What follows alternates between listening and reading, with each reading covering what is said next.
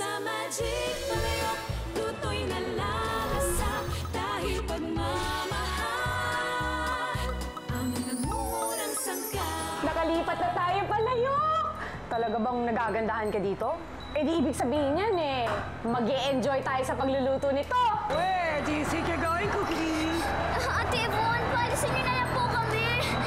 Never! Pumuporma ba sa yung Jude na yan? Si Jude? Kung hindi, no. Magkaibigan lang kami, no. Masyado mo kasi inaasikaso yung nigong yun, kaya nakakalimutan mo yung gawain mo dito sa kusina. Tama na rin, Cookie! Ano sa... Nanay Glenda!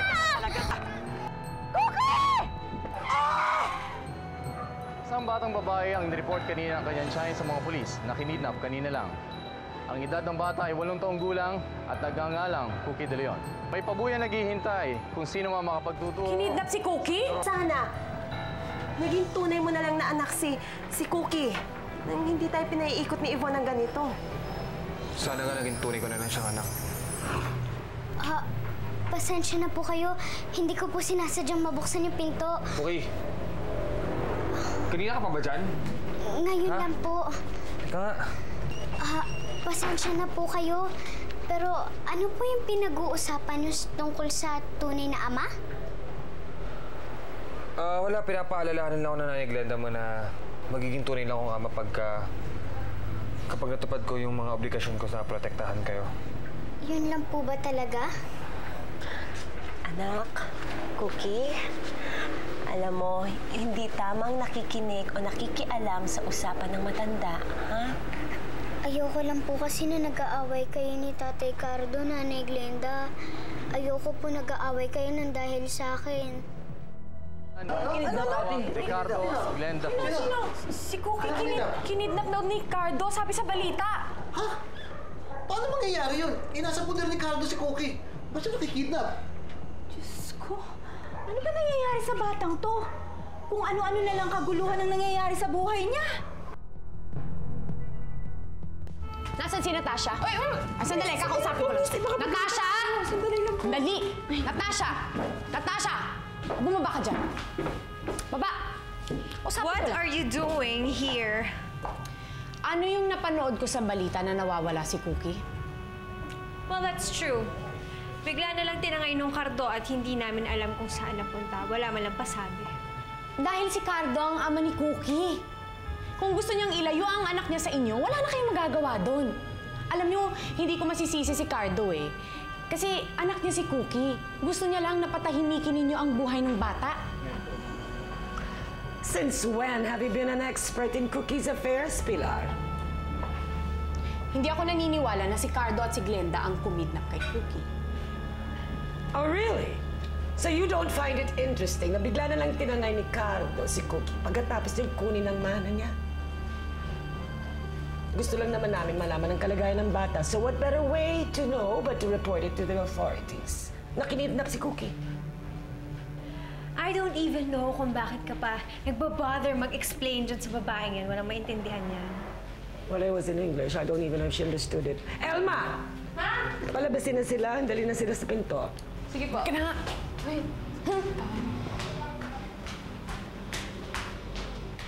Gee. Oh, aalis ako. Ha? Huwag muna kayong maglalabas, ha?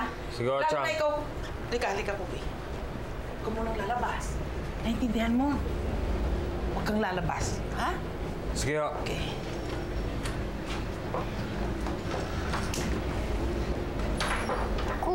Isa pa. Kung umalis na lang po kaya ako. Ano? Habang kasi po kasama niyo ko, pinagkakamalan kayong kidnapper. Paano po kapag nakita kayo ng mga pulis? Paano po kapag kinulong kayo ni Nanay Glenda?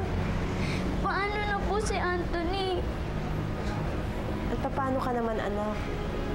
Saan ka pupunta? Cookie, hindi ka aalis. Hindi ka hiwalay sa amin. Naiintindihan mo?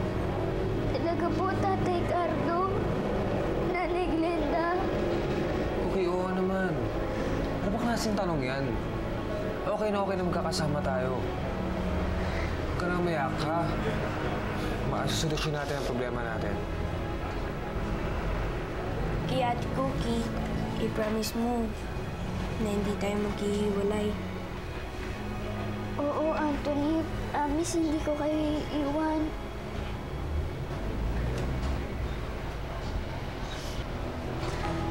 Oh, halika na. Magpahinga na lang kayo. Halika na.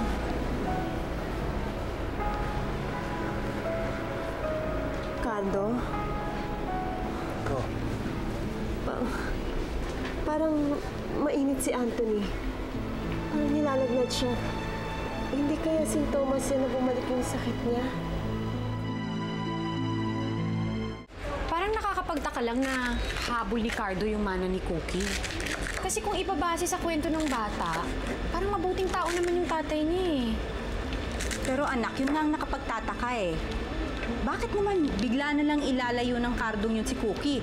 Gayong kakukuha lang ni Cookie ng mana niya. At saka alam mo kung iisipin mo, hindi pa naman talaga ganun kakilala ni Cookie ang Cardong yan dahil bago lang sila magkakilala, hindi ba? Parang hindi ako matatahimik hanggat hindi ko nalalaman ang totoo na eh. Kaya nga, malay ba natin kung hindi naman maayos na tao yung Cardong yan? O teka, sandali ha. Tawagin ko yung mag-ama ng sabay-sabay na tayong Sige po, kakain. malapit na pong maluto to. Sige.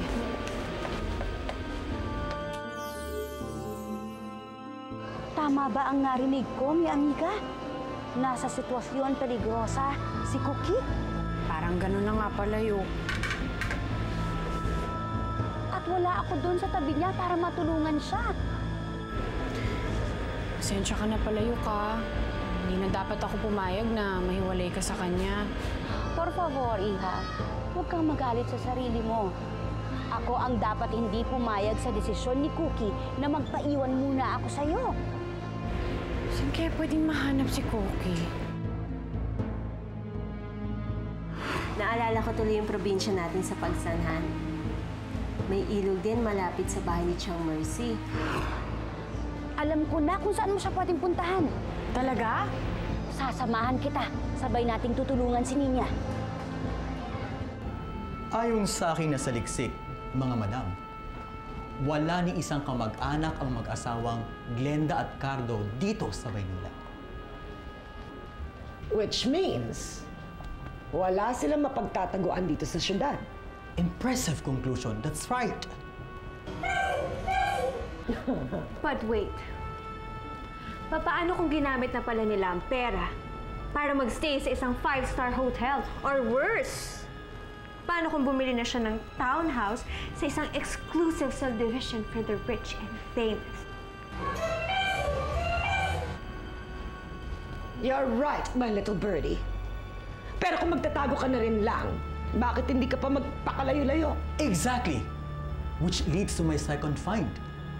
Alam niyo bang merong isang kamag-anak si Glenda sa isang malayong probinsya? Then let's go get that rat who stole my cookie from the cookie jar. Good morning, sir. Good morning. Makoy, andyan na ba si Ate Pilar mo, ha? Uy, si Kuya, inaanap agad si Ate Pilar. Ito. Sige, Ate. Ayan yan. Sipag natin ngayon, ha? Ikaw, Ate Pilar. Kuya Jude, andyan na pala. Ikaw, kakatawag lang ni Ate Pilar eh. Hindi raw siya makakapasok. Bakit daw? Si Cookie kasi, nawawala daw. Kinidnap daw ng tatay niya. Ano? Nahanapin nga sana ni Ate Pilar eh. Sige. Salamat, Dina.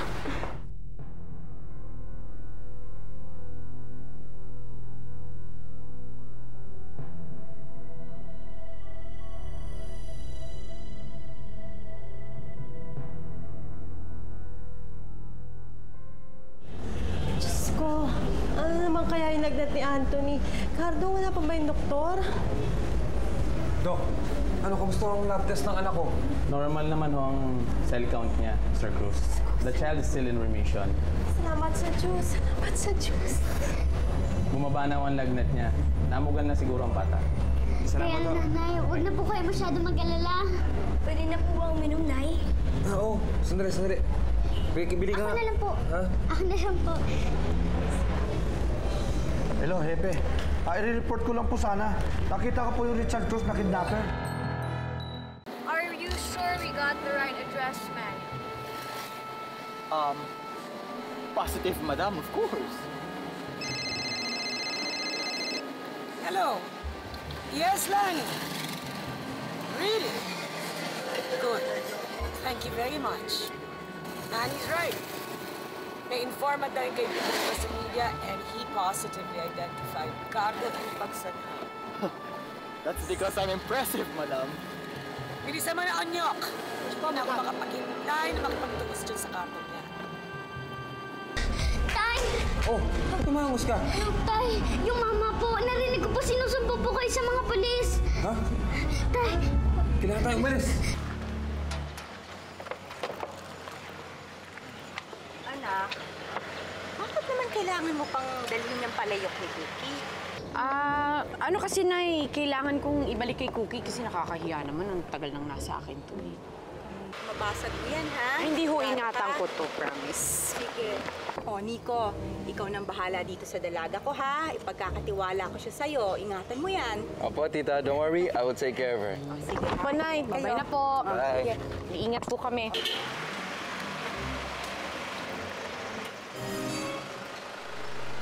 Jude, anong ginagawa mo dito? Pilar, sasamahan na kitang hanapin si Cookie. Tay, anong gagawin natin? Tara na, tumakas na lang tayo. Tay, dadaan. Ano yung mga pulis? Tara, tara! Bala kang takasan mga pulis, ano? Pabayaan niyo na po kami. Ganda umalis na kayo ng mga bata. Bilis! Halika na. Sige na. Cookie, halika na. Tara, hindi kayo makakatakas! Sige, tumawag kayo ng pulis! Tatay! Ang tama mo, anak ko! Tama mo nga! Tatay! Umalis ka na! Tatay, hindi ko kayo iiwan. Sinabi umalis ka na, Cookie. Sige na, umalis ka na! Ayoko po, Tay. Hindi po ako aalis dito nang hindi kayo kasama. Hindi, wag na. Maabala ka pa. Paalis na nga kami ni Pilar. Tara. Teka, saan ka na sumama? May kotse ako. Gusto mo bilis natin siya mahanap. Hindi na nga. Pupunta na kami sa terminal ng bus. Tara, Pilar. Let's go. Hindi, teka. Bakit ba ikaw sumasagot? Siya kausap ko. Ano ba problema mo? Paalis na kami. Sandali! Teka lang. Nagtatalo pa kayo kung kailan kailangan ni Cookie ang tulong natin. Sige, Jude. Payag na akong samahan mo kami. Kami? Bakit kami? Sa kanya may kotse ako. Tayo na lang. Jude, ano ka ba naman? Nag-offer si Nico samahan akong hanapin si Cookie. Ang pangit naman kung tatanggihan ko siya dahil nandiyan ka.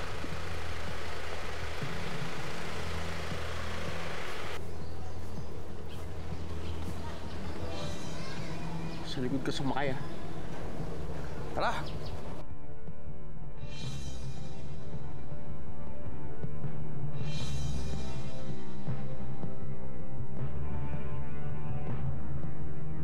Tatay ka ng tatay? Kinidnap ka na nga niyan? Hindi po kidnapper yung tatay ko! Hindi niya ako kinidnap! Tatay ko po siya! Matagal ko lang hinanap yung tatay ko, kaya sana naman po huwag niyo po siyang alayo sa akin!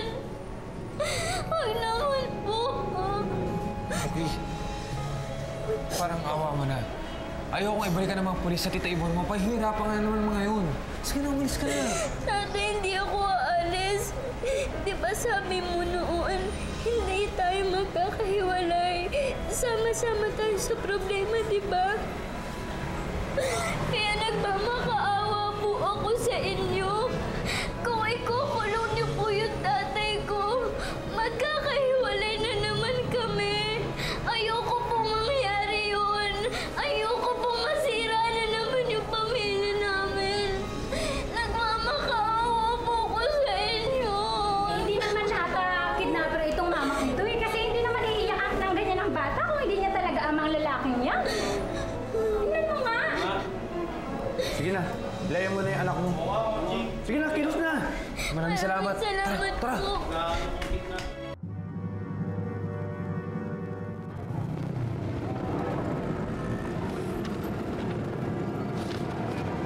O ano, Manny? Nasaan na tayo ngayon? Sa City of Floresta po, madam. O, asan ang bahay? Ay, yun po yung hahanapin natin mamaya, madam. Oh, my Lord.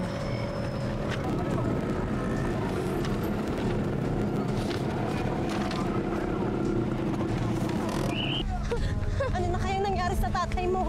Paano ko sila, Ate Cookie, Nay? Hindi ko alam. Cardo! Glenda! Ate Cookie! Sa likod, paparating! Tago! Bilis, Nay! Sa puno! Sa puno!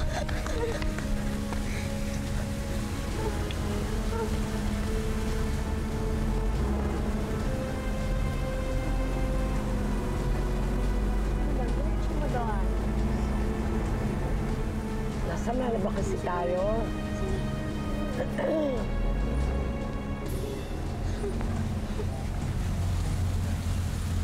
Glenda! Dito, bilis! Ate Cookie! Bilis! Niya mo! Ay!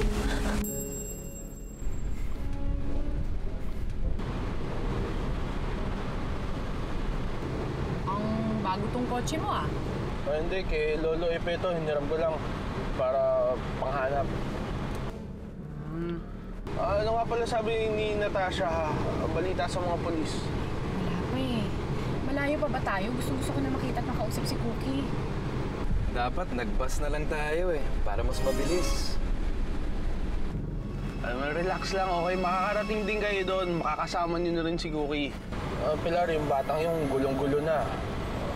Malaking tulong yun kapag makita ka na niya. Salamat. Naka-seatbelt ka ba, Pilar, ha? Oo, seatbelt. Okay, sige. Ano ba naman yan? Nananadya ka ata. Nagmamadali ka, di ba? Gusto mo mauna? Paloso po ka talaga. Ingat naman.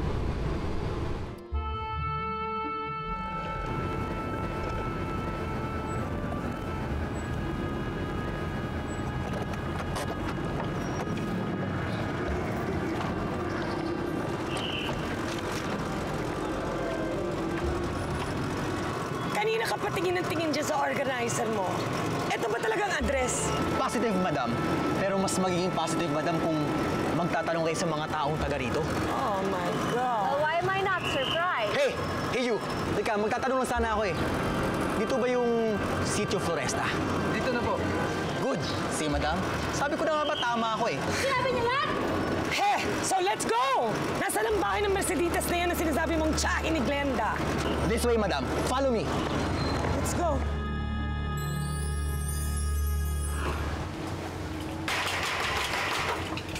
Tao po!